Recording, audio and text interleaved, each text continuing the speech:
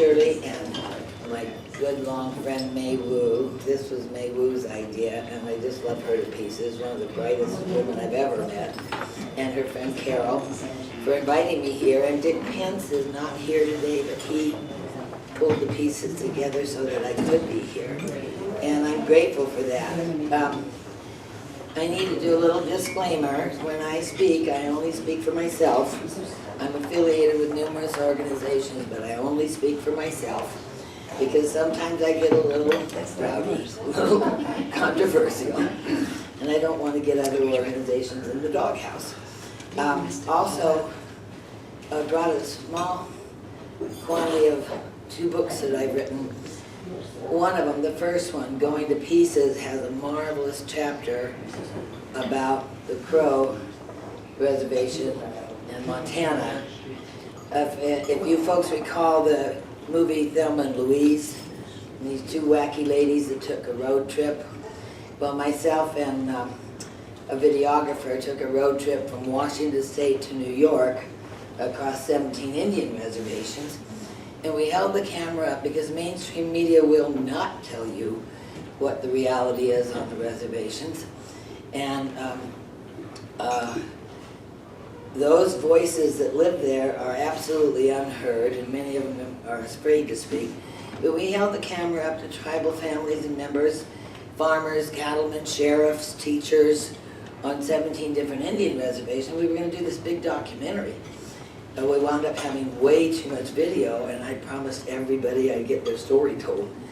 So when we got back from the trip, I just rolled those videos and literally transcribed verbatim, and we relived that trip in this book, Going to Pieces. And it's available today for $20. And this book was launched in Washington, D.C. in 2005. We're talking 13 years ago.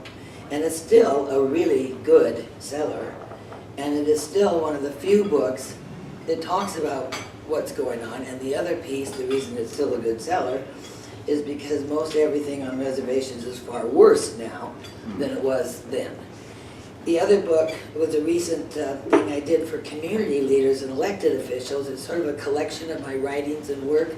And that book's called Slumbering Thunder.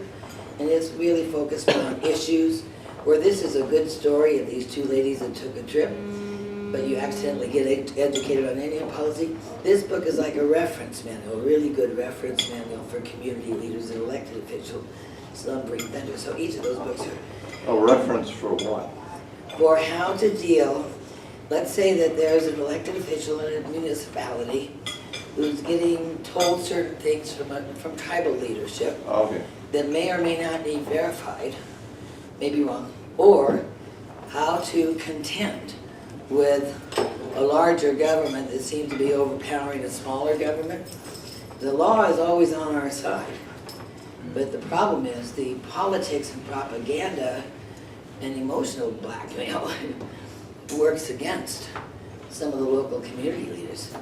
A tribal leader may come in and make a request to a local government official, and the government official, if he says no, he's going to be called a racist right off. And so there's a lot of things that tend to cow the people we elected to serve us at our smallest levels of American government because of the immense political power and emotional propaganda that is kind of smothering and eating up local governments. And with that in mind, I want to talk to you a little bit about what's going on in Hardin right now and what's going on up in Cutbank, Montana right now in terms of getting swallowed up politically. But let me back up because you are the second political organization, Republican Party, to even be bold enough to talk about it federal Indian policy. And I'm really proud of that. It's been years since a political party would even address this. And what I want you to know, so that you know where I'm coming from, because you'll find all kinds of good things, but you'll find all kinds of nasty stuff about me online too. I'm called anti-Indian, but I spent 30 years living on 3 different Indian reservations. And I have worked with tribal and continue to work with tribal families who reach out to me or the organizations I'm aligned with for help when they're getting kind of bullied or somehow mistreated by their tribal government. They have no recourse. And their government can be very retaliatory. And they have no one and no help. And they're American citizens like we are. But they don't have the Bill of Rights. And they don't have due process. And they don't have courts that are fair and equal and just. So you can call me anti-federal Indian policy or anti-tribal government all day long. That's true. But you cannot call me anti-Indian, because those are the people I wake up to serve and help. And I am an Indian. In fact, it's really funny because my folks, kind of like Senator Elizabeth Warren, my folks always told me that I'm French and Cherokee all my life. That's what I heard. And then when this Warren stuff, Pocahontas stuff came up, and you know, maybe I better check my DNA. You know what I mean? So this December, I sent off to Ancestry.com and crossed my fingers to verify that I was French and Indian. I'm zero French. I mean nothing. Zero French. But I'm 30% Native American from the Southeast United States. That's the Cherokee Indian. And I'm 24% Irish, for heaven's sake. You know? Hooray! So I'm an Irish Indian, which explains why I'm also 41 years sober. You know what I mean? You know, it must have been in the genes. You know, so that's a little background on where my mind is coming from. I really believe that since 1924, all American Indians were made full citizens, and they should be of the same accessibility to our government. They should be on the same equal footing as every other American citizen. But 10 years later, 1934, Congress did a reversal, and rather than follow through and complete the assimilation process of allowing American Indians to own land and to vote and to be full citizens with the Dawes Act and all the opening up of the reservations, in 34 it got reversed. And we started federally recognizing and restoring tribal government, and now we have these separate quasi-sovereign governments. Well, the first thing I'd like to point out, because I have to nutshell stuff, and that's why I'm willing to stay after and chat, but one of the things that irritates me the most is we live in the sovereign United States. And in our Constitution there are 3 sovereignties, and they're in order. The first one is yours and mine, our citizen sovereignty, we the people. The second one is the solid sovereignty of each state. And then it is the 13 colonies, the states, that formed and created the third sovereignty of the federal government with limited enumerated powers. Those are the 3 sovereignties in our Constitution. There isn't a fourth.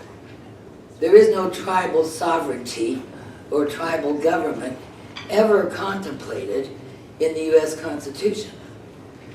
So my position is that federal Indian policy is unconstitutional, and most particularly since 1924 at least, when all American citizens, all Native Americans, American citizens, and we don't execute treaties with our American citizens. But you've got all these old dead treaties that came back to life after they brought in gaming that are really spreading this tribal authority to capture waters, lands, power, political power. The question I ask is, how sovereign is a government, like a tribal government, how sovereign can that government be when it's only allowed to exist by another government? That's not really sovereign. But that word sovereignty has been hijacked so badly with the casinos spreading across the country, with the propaganda across the country. One hears the word sovereignty, you immediately think of tribal sovereignty instead of yours and mine. Instead of state sovereignty was getting eroded incrementally with the expansion of tribal governments. You know, it bothers me that this word sovereignty has been so badly skewed, far afield of the Constitution, and in a really presumptuous way. So I just want to mention that little pet peeve of mine. there's not time to go into some of the historical background, but I'm sure that you all recall, because we're all similar ages and stages, that the country was very confused about what to do with American Indians. And we had the 1830 Removal Act, where all the Indians were moved across the Mississippi River, which brought the Cherokee Trail of Tears. We had a term called Indian Country, when most of the lands west of the Mississippi were territory, federal territory. And that term, Indian Country, is a political hot button today, but its only definition was in terms of hostile Indians roaming in the territories. It had no geographic location. Wherever there were hostile Indians roaming was Indian Country. That's where the term came. It was a military term. And it was the federal war powers and the cavalry that started settling things out in the West. And then we got into treaties, creating reservations, and those treaties were really for both the settlers and the Indians. It was to give the Indians land and guarantee the Indians safety and protection by the federal government, but it was also to make the settlers safe. Every treaty says you will cause no depredation. You will not harm the settlers. Every treaty has that clause. So that treaty was really, those treaties that were created across the western states were for the settlers and for the settlement of the West and for the protection of the Indians. Those treaties should have gone away. They were all intended to be limited term, but as gaming came on, all kinds of old things are coming back, one of which is Indian Country.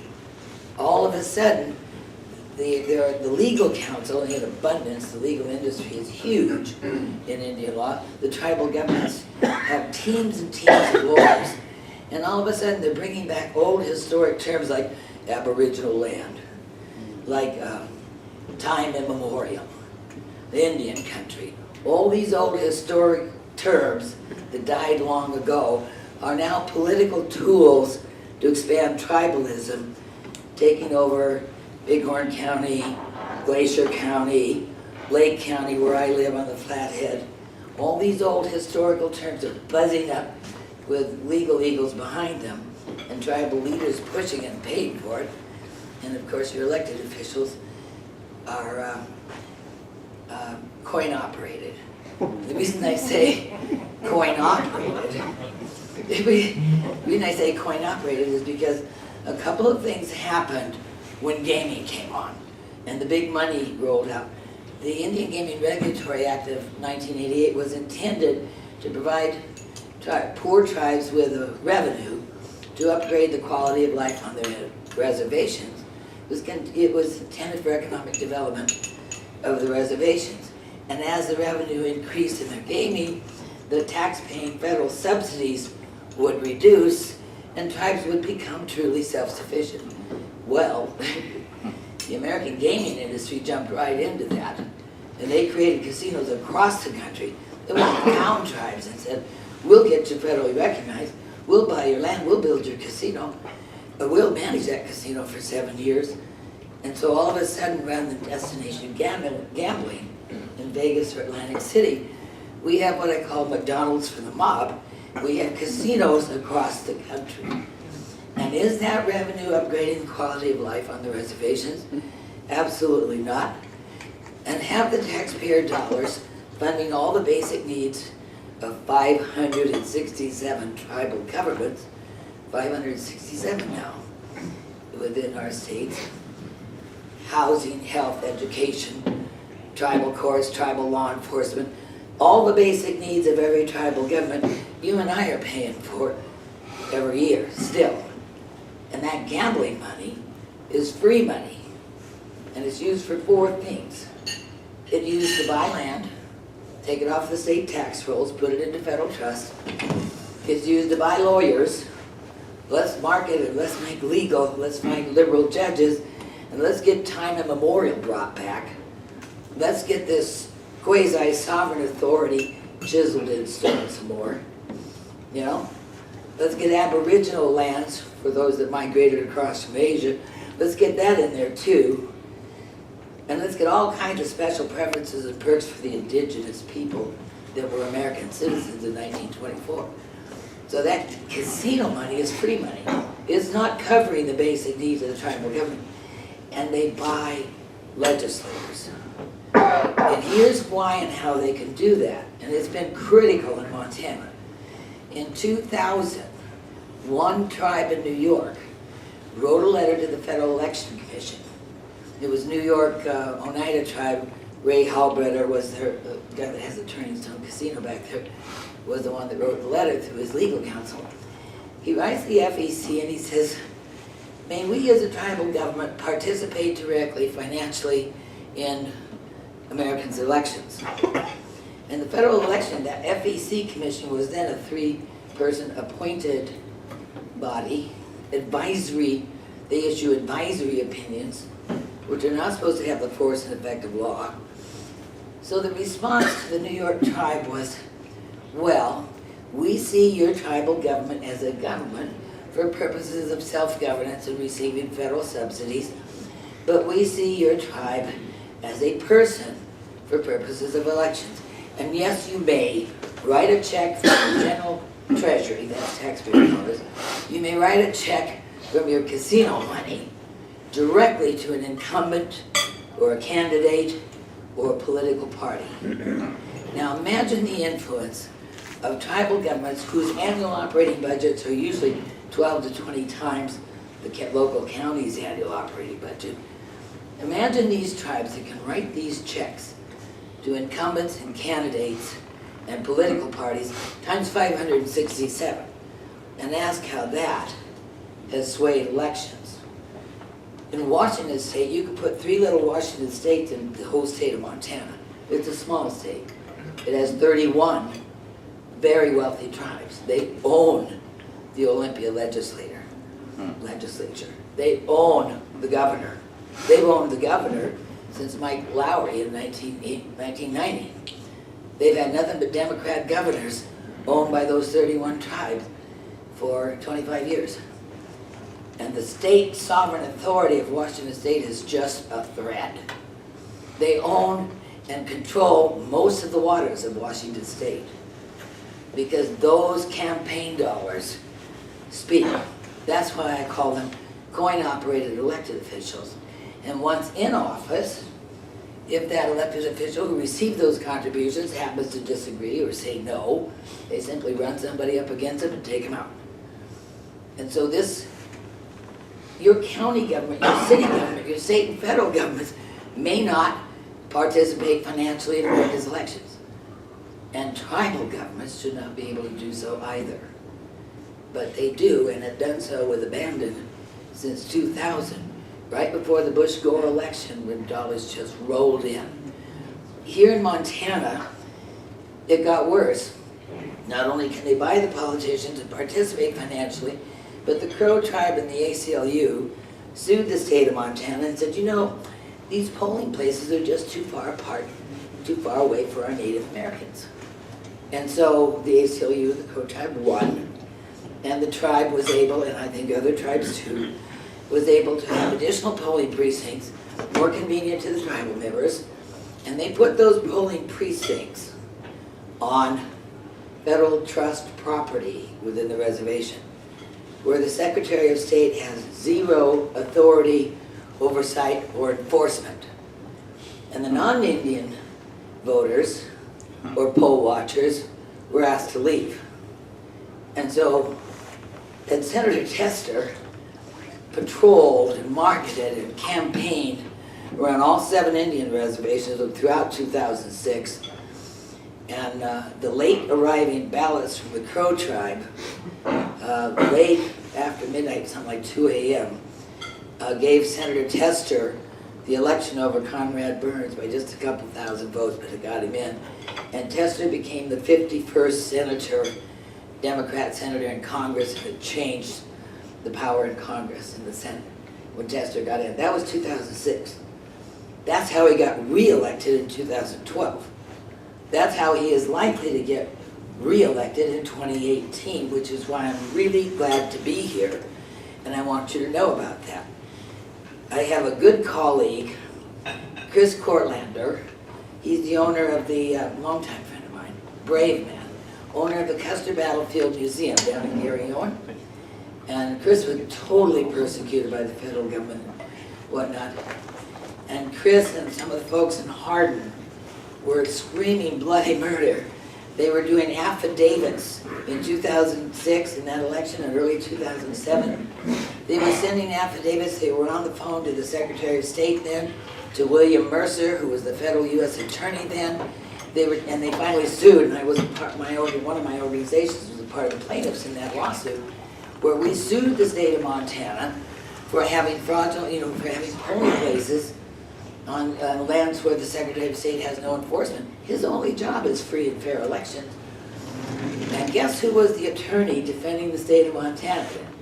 Steve Bullock. And guess who was the defending attorney for us plaintiffs? Art Wittich. Art Wittich has been run out of Dodge since then, and some of you know the history on that. But that case was kicked out immediately on a procedural error, or some silly thing. It never got heard on the merits. And the folks in Hardin and the rest of us really couldn't raise the legal funds to pursue it. So it's still that way. The polling precincts on these reservations are on federal and trust land, and the state can't play, and the state just takes whatever comes in. And that's how Tester stays in office. It's really imperative, and that's why we do videos about this, because Chris's book, Arrow to the Heart, is now out, and his chapter 7 in his book documents all of this. He also documents the fact that tribal members came into his museum several times after the election to cash $40 checks. $40 checks from the Democrat National Committee, paying the tribal members to vote. That's how serious this is. And that's why I'm really happy to be here today. And even if there's a few of you, we're going to get a video that we'll be sending out for you guys to share. And we encourage you to talk that up, because the mainstream media has press releases, knows this case. The Trump campaign is aware of this. The Rosendale campaign is aware of this. Matt Rosendale has chosen, and I admire him for this, and I think it's going to pay off. He's running a clean campaign. He personally is not bashing Tester the way Tester is bashing him. He's standing tall in his election, but he needs, as somebody mentioned, you did over there, that more name recognition, more yard signs. And we Republicans in Montana and independents in Montana need to know that our vote is automatically nullified by illegal votes in polling precincts where the Secretary of State has no oversight. Our vote doesn't matter. Our vote, they just do more. That election and that whole process has reorganized Bighorn County. Most of the employees of Bighorn County are enrolled Crow tribal members. 2 out of 3 of their commissioners are Crow tribal members. Same thing going on up in Glacier County, where the Blackfeet tribe has taken over the town of Browning. These tribal governments harass and bully the little towns, put them into bankruptcy. Governor Bullock doesn't lift a finger. The municipalities go down. The Blackfeet tribe now controls all the assets of the former town of Browning. And now they're going after Cutbank. Cutbank is a lovely community just on the edge of the Blackfeet Reservation. And the Glacier County commissioners there are 3 Blackfeet tribal members making decisions that are jacking up the taxes, not delivering county services, not paying county bills, economically gutting Glacier County. The Blackfeet tribe is fully prepared to take over Glacier County and Cutbank. And the demographics there are that there are more Blackfeet tribal members than the non-tribal farmers and ranchers that have grown generations in Cutbank. That same process is happening in Hardin. There's now the ACLU and the Crow tribe beginning a push on Hardin, because within that area the population is greater tribal than non-tribal. And the folks, which is rather heartbreaking, the settlers of this West the ones who put in the blood, sweat, and tears and homesteaded their lands, and then built a church, and then built a school, and then built a town, and built these counties, and built Seattle and San Francisco.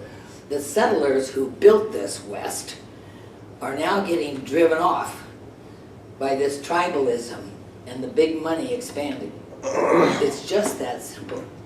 And what happened under the, I'll close with this and then we'll just open it up for questions. And as you can tell, this is my favorite subject. I don't have another country.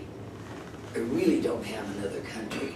And we either hold on to this one, or where do we go? What do we do? And so what I do with my life, because I'm done raising kids, done raising grandkids, I even have 2 great-grandchildren now. I wake up every morning because this is what I can do. I don't like to go to shop. I don't like shopping, movies. I don't like to just sit around and entertain myself all day. I wake up and ask, what can I do today? Because I'm at that age and stage where I have the freedom. I'm not working, I'm nobody's employee anymore. So I'm not muzzled, I don't have to be politically correct. And I can do something. And so what I do is I get out, I research, I get out, and I encourage some of the rest of us at this age and stage.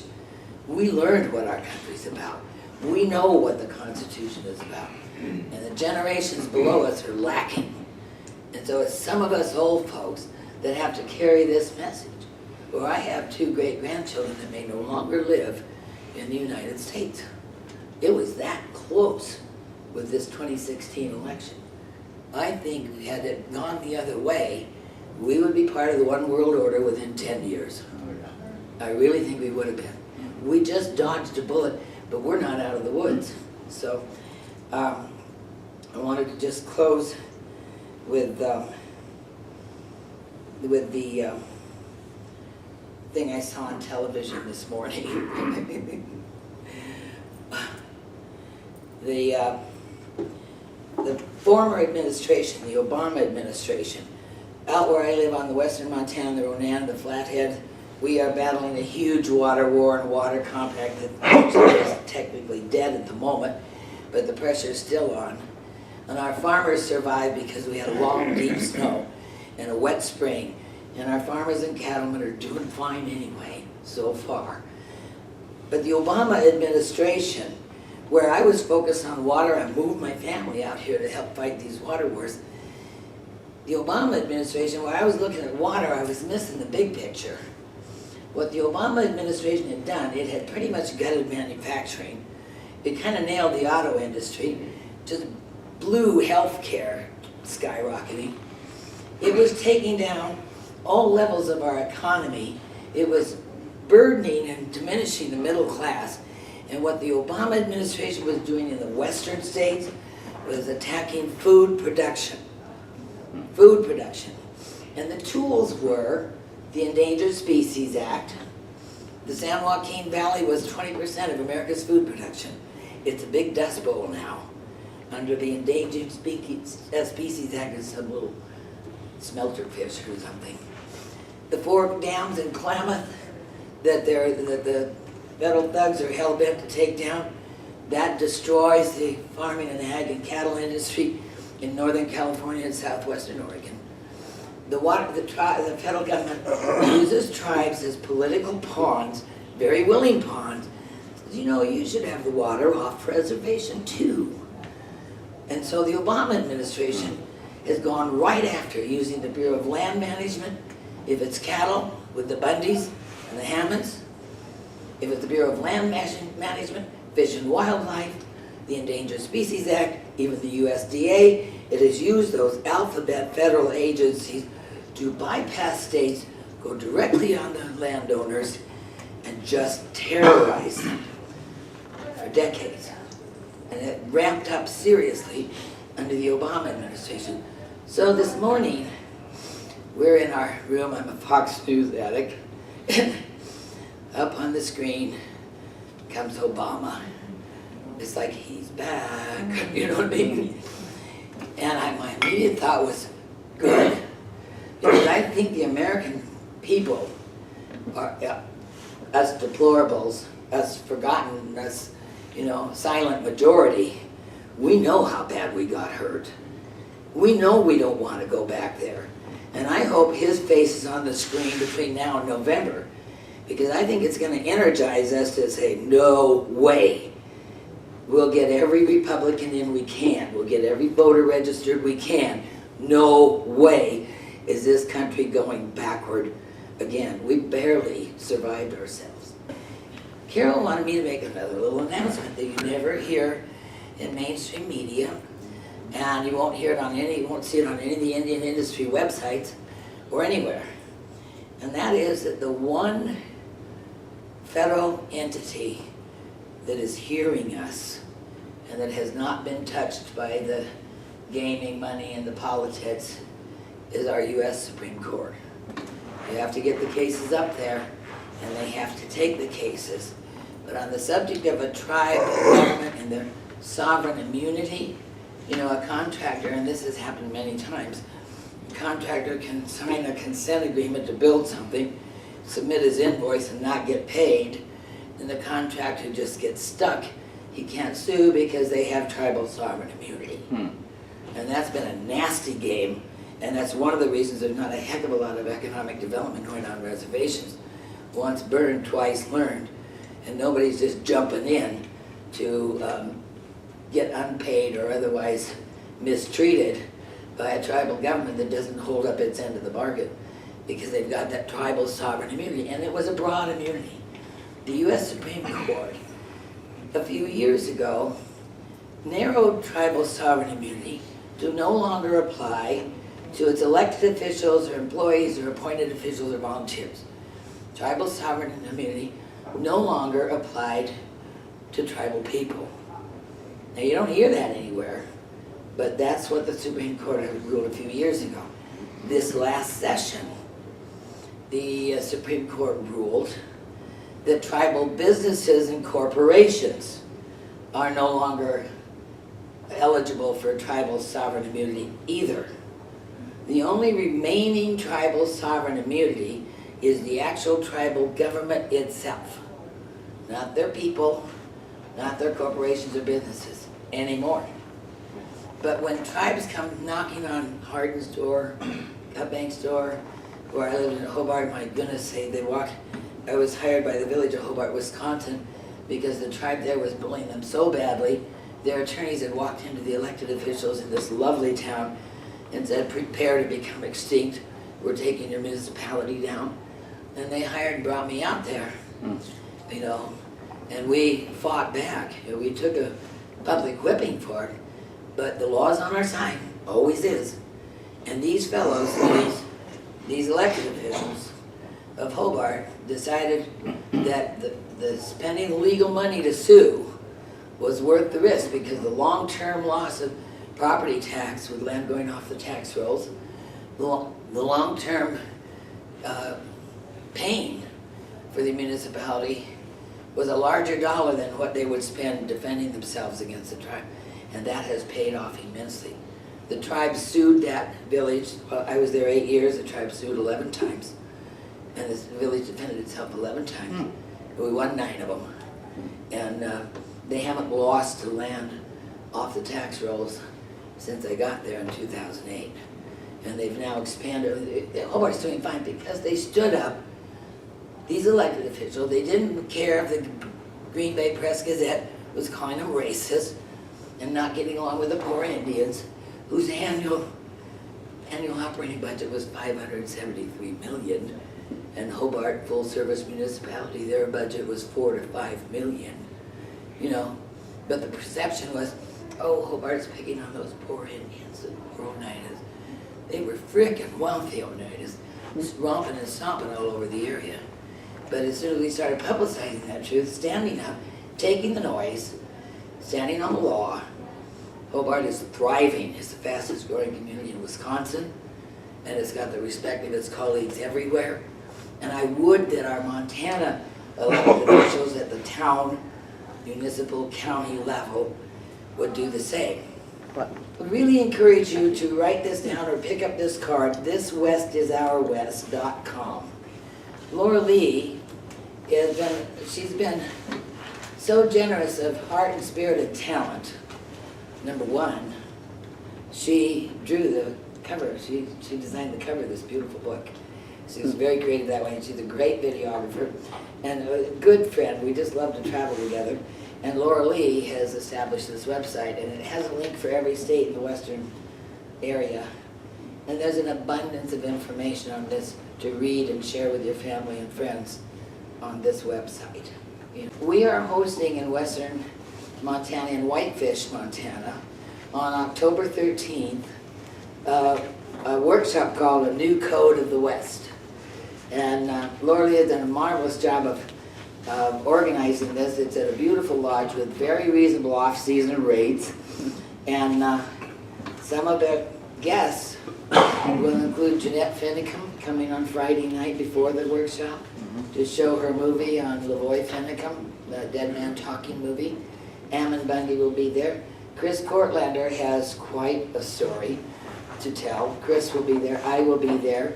We will have Alex Newman from the New American Magazine. He's a brilliant fellow who will tie in Agenda 21 and some of the global and international politics that these tribes are benefiting from.